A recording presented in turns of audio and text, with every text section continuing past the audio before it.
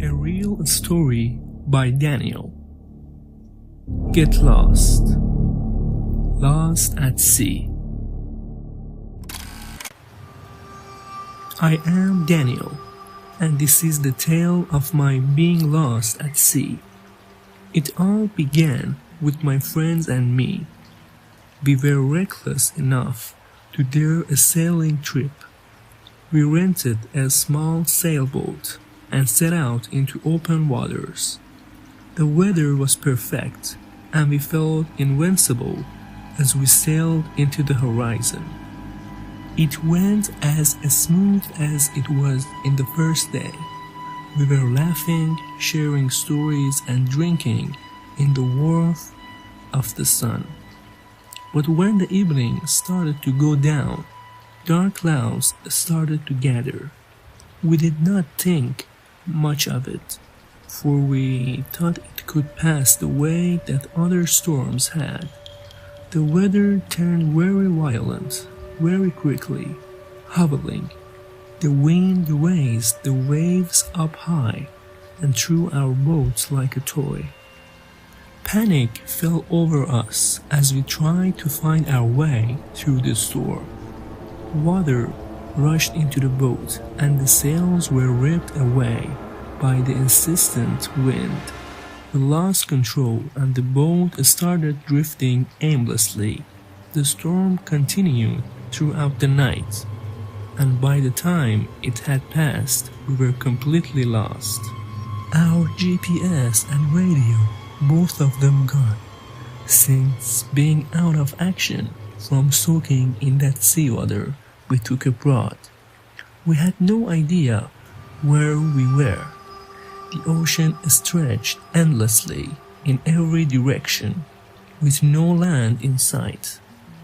We rationed our supplies, hoping for a quick rescue, but days passed with no sign of help. Blisteringly hot by day and freezing cold at night, water supplies were depleting, with constant thirst being agonizingly tormenting. We tried to fish, but it was no use.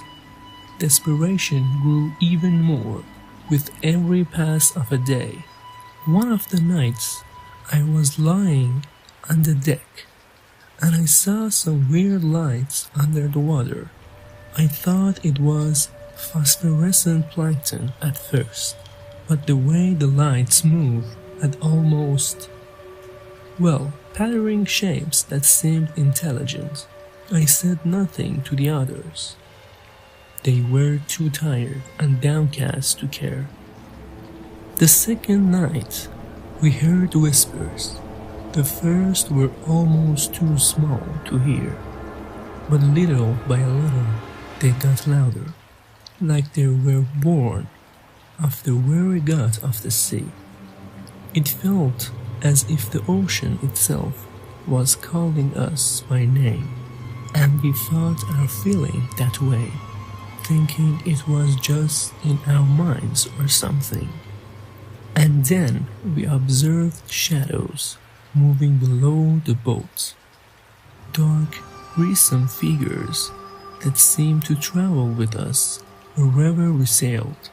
We kept watch by turns, and none of us slept.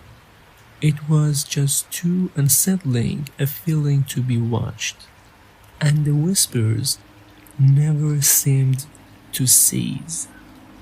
The next week, on the 5th day of the week, one of my friends disappeared. Mark was his name. We woke up and his sleeping bag was missing.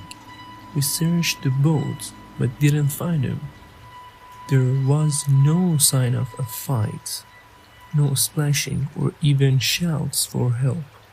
It was like he had been taken from the boat without a trace.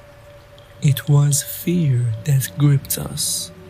We were so sure something was out there, something that had to have taken Mark.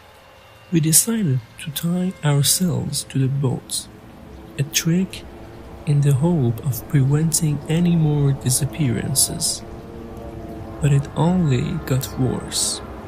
That night, the whispers turned into screams, guttural, desperate, echoing across the water. The shadows beneath us started to take a deeper shape, darken in clarity. We saw hands, pale and ghostly, reaching up from the depths, grasping at the sides of the boat. We were already terrified yet helpless without knowing what to do or where to go. The ocean had become a prison, with us as the captives. We fought back, for what else could we do, even if the moves were bold? The hands grew bolder still, now pulling at those ropes that bound us fast to the boat. We struggled, but it was just like fighting the sea itself. By the 9th day, the boat had started to take on water. It literally seemed to pour in from holes not seen, as if the boat was being consumed by something invisible, and it creaked and groaned in tune with the protesting building. We bailed like mad, but it was hopeless. The whispers and the screams began hitting a fever pitch, enveloping us. As the boat went down, cold hands wrapped around my ankles and dragged me into the dark water. I fought for all I was worth, but the grip was too strong. The last thing I saw before being dragged under was the horrified faces of my remaining friends disappearing beneath the waves. I don't know how on earth I survived, but I found myself lying unconscious on a deserted island. My friends and the boat were nowhere to be seen. I was, of course, rescued a few days later by a passing ship, but the memories have never left me. The ocean is vast and mysterious. Some things are just better off unknown. If you're ever out at sea, remember my story. Certain things are beyond our understanding, and certain places aren't fit for human life.